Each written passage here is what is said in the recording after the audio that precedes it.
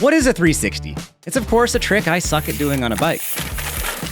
It's also what the Earth does every single day, as that defines 24 hours. And a 360 is what defines the years the Earth rotates around that sun. We are getting into an interesting time with action cameras. These little jobbies have never been better. They're small, simple, durable, and capture great footage. But there is one big problem with these. We don't always know how we're gonna watch that footage. Will it be consumed long form or short form? For the last decade, I've been primarily posting long-form content here on YouTube. And I've been fortunate to use a ton of little action cameras, like this DJI Action 5 here, that work fantastic in the horizontal especially. But much as I try to ignore it, there's this thing called social media with vertical video. And if there's anything I've learned, it's that to make vertical video look good, you need to actually rotate your action cam to the vertical position. Which puts me in a bind, because then my footage is mandatorily needing to be used in that vertical orientation, and that's not really my focus. Let's get all influency and try this thing turned vertical.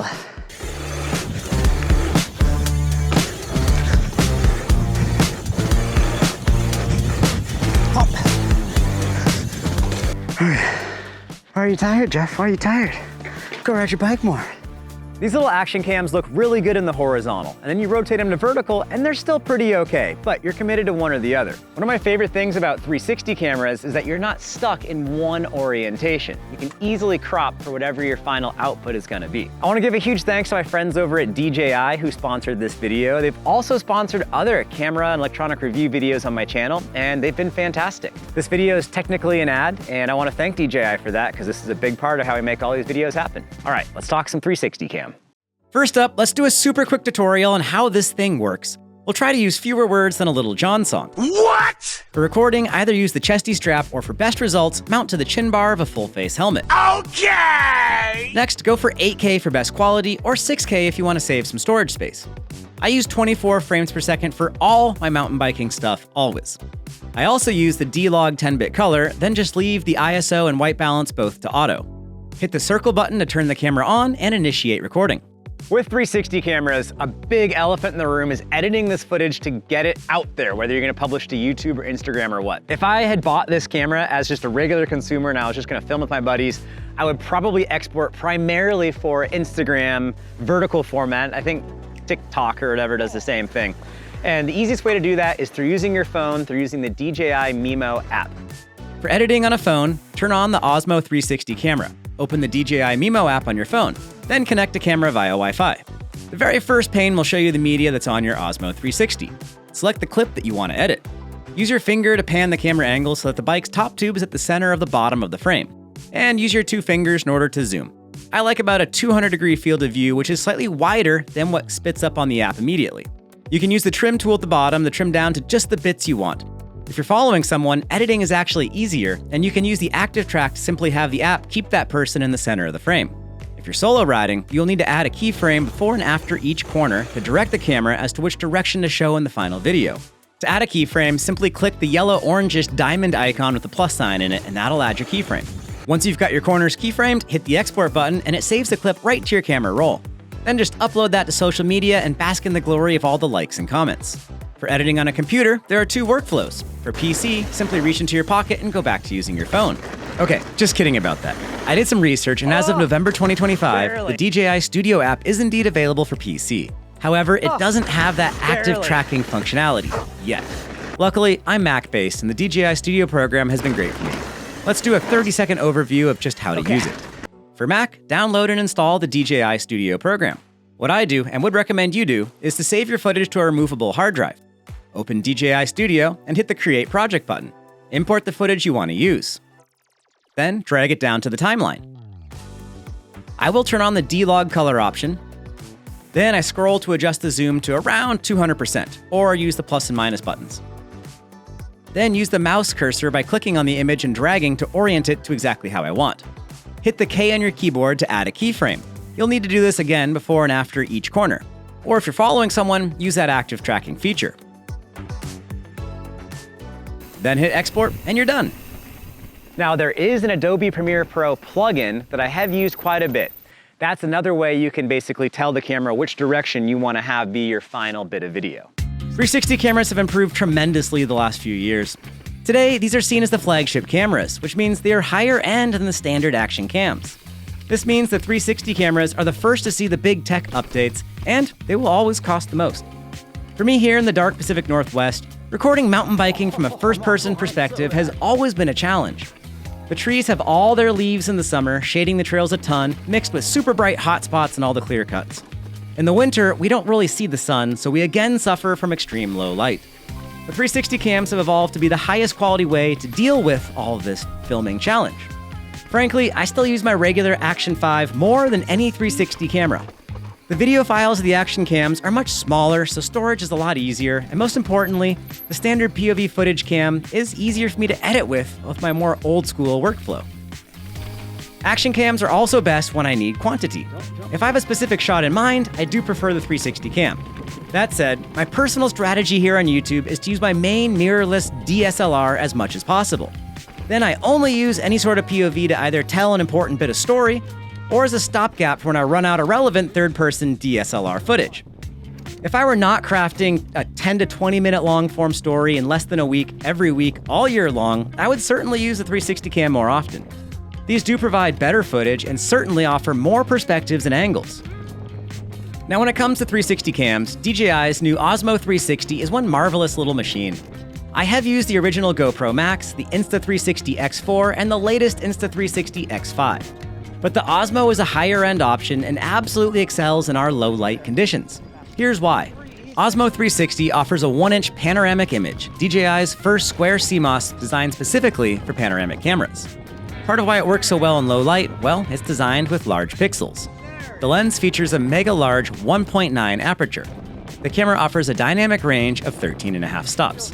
The camera is the only 360 cam that I know of to offer 8K 50 frames per second, which means you can do 50% slow motion playback in that 24 frame per second timeline. If you go down to 4K resolution, you can even capture 120 frames per second.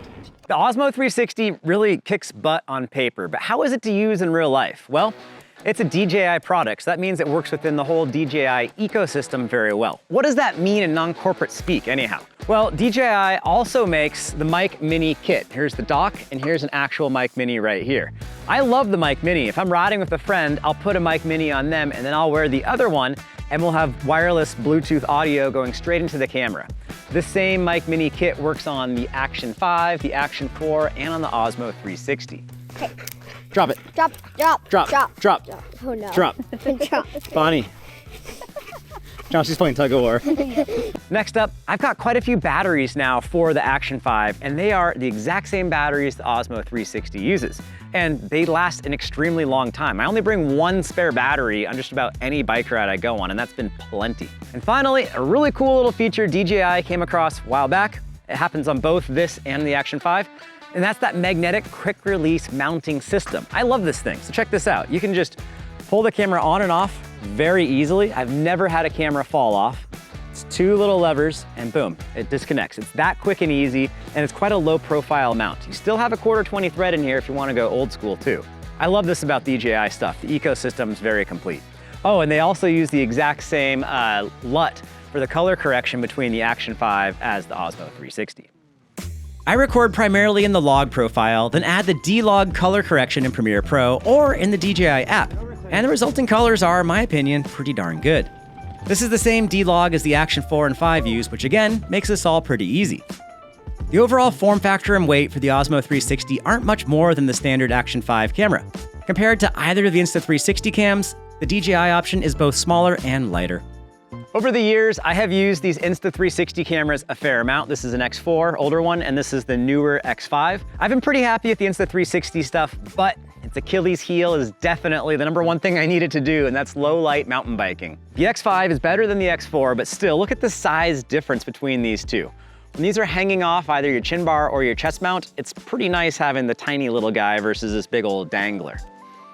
Earlier, I complained about the 360 footage being storage intensive. It's hefty stuff. I tend to fill my 128GB SD cards very quickly. One of my favorite features of the Osmo is the 105GB of onboard storage.